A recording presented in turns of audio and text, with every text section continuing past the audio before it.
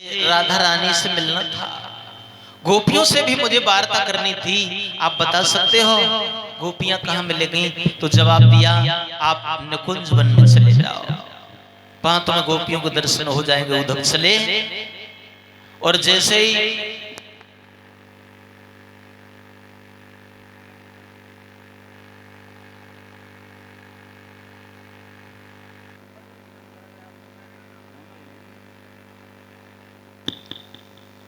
तो उधर चले जहां गोपियां एक गोला जैसा बनाए बैठी हुई हैं, बीच में राधा रानी बैठी और सब गोपियां आपस में वार्ता कर रही हैं, अपने अपने स्वप्न की बात कह रहे हैं। गोपियां, मैंने कन्हैया को स्वप्न में देखा, मैंने स्वप्न में देखा एक भंवरा उड़ता हुआ चला है। गोपियां उस भंवरा से उल्टा सीधा बोलने लगी है, देखो बहन वो कृष्ण काले थे, ये भी काला है और ये कृष्ण का मित्र है, उन्हीं ने इसे भेजा होगा हमारे पास। वो पीला पीताम्बर ओढ़ते थे, देखो बहन ये भी पीला है। वो बांसुरी बजाते थे, ये भी गुनगुना रहा है। और काले सब कपटी होते बहन। एक गोपी कहने लगी, बहन ऐसा मत कहो, अगर ये जाकर के कन्हैया को बता देगा तो वो दुखी हो जाएंगे।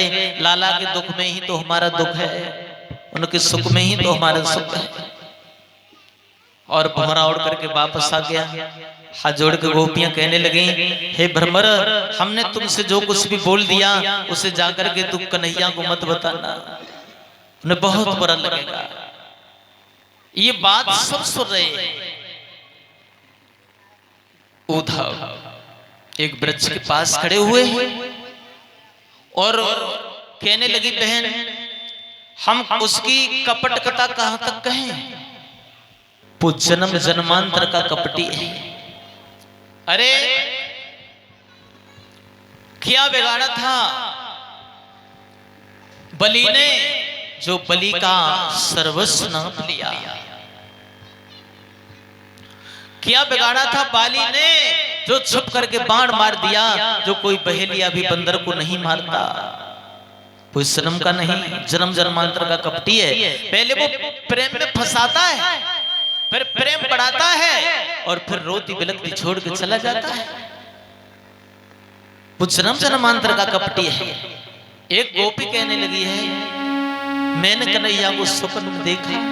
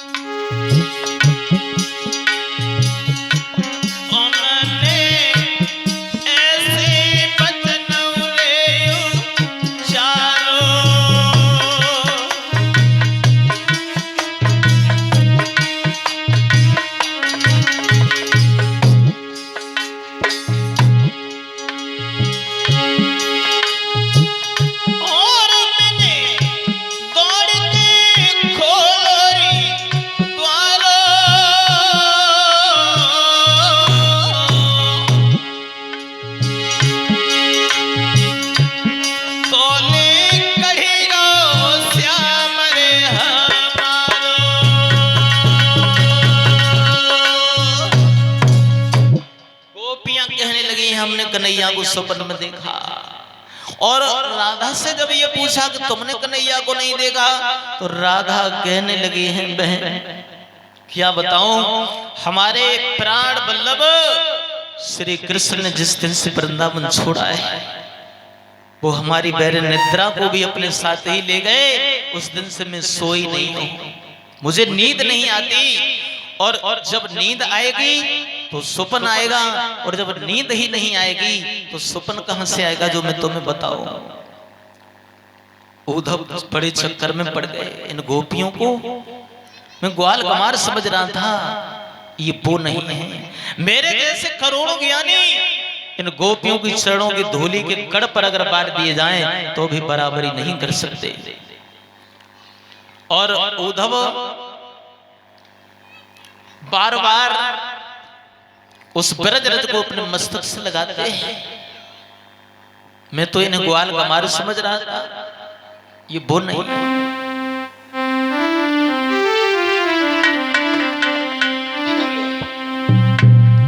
बोली है राधा,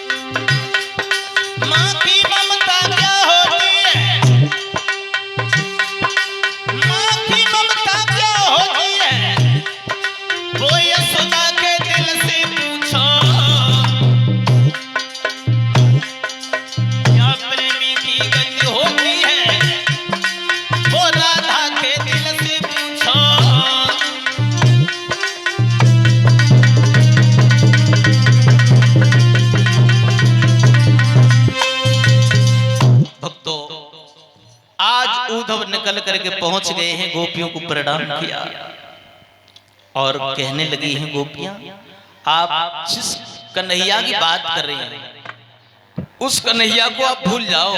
पहले योग के माध्यम से आप अपना मन बस में करो और फिर अपना मन तुम ब्रह्म में लगाओ। तो गोपियां कहने लगी हैं उद्धव, आप किस ब्रह्म की बात कर रहे हैं? हम तुम्हारे किसी ब्रह्म को नहीं जानते।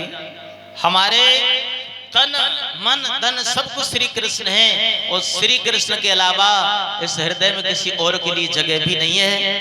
हम तुम्हारे किसी ब्रह्म को नहीं जानते और आप ये कह रहे हो कि ब्रह्म में मन लगाओ, तो हमारा एक मन था वो भी हमारा कन्हैया के साथ ही चला गया। अब दूसरा मन कहां से लाएं जो तुम्हारे ब्रह्म में लगाए हैं? कि ओदो मनन भय 10-20 एक तो सो गयो श्याम संग को अवराधे ईश। और इंद्रिय शिथिल भई के सब बिन ज्यों देह बिन शीश। ओधो मनन भय 10-20 आशा लाग रहे तितन श्वासा जीव कोट बरीस। और तुम तो सखा श्याम सुंदर के सकल जोग के ईश। ओधो मनन भय 10-20 हमारे 10-20 मन नहीं है उद्धव। अब हम दूसरा मन कहां से लाए जो तुम्हारे ब्रह्म में लगाए? हमारा तो एक ही मन था, वो भी हमारा कृष्ण के साथ ही चला गया। उद्धव उन गोपियों की चरणों की रज बार बार अपने मस्तक से लगाते हैं। मेरे जैसे करोड़ों ज्ञानी गोपियों की चरणों की धूल के कड़ पर अगर बार दिए जाएं तो भी बराबरी नहीं कर सकते। मैं कहा गया नहीं, मैं ग्वाल कमार समझ रहा था ये वो नहीं है, सब मालूम है कि वो कन्हैया ही परमात्मा है, पर ब्रह्म है श्री कृष्ण। और 7 महीना तक रुके रहे उद्धव। 1-2 घंटा की कह के गए कन्हैया से 1-2 घंटा में लौट के आ जाऊंगा, लेकिन ऐसे प्रेम में फंस गए उस वृंदावन में 7 महीना तक रुके रहे। और इसीलिए कन्हैया ने भेजा था कि उद्धव एक बार अगर तू वृंदावन चला जाएगा फिर तू मेरा प्रेमी सखा बन जाएगा, मैं अपने दिल की बात तुझसे कह सकूंगा। और 7 महीना के बाद जब लौट करके चले हैं तो गोपियां बोली हैं उद्धव जब से आप आए थे वृंदावन में हमें बड़ा अच्छा लगा, अब चले जाओगे आपकी हमें बड़ी याद आएगी, हमें बिल्कुल अच्छा नहीं लगेगा।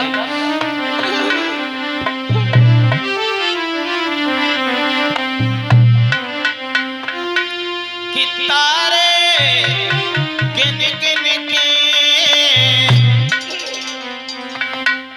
और ऊधो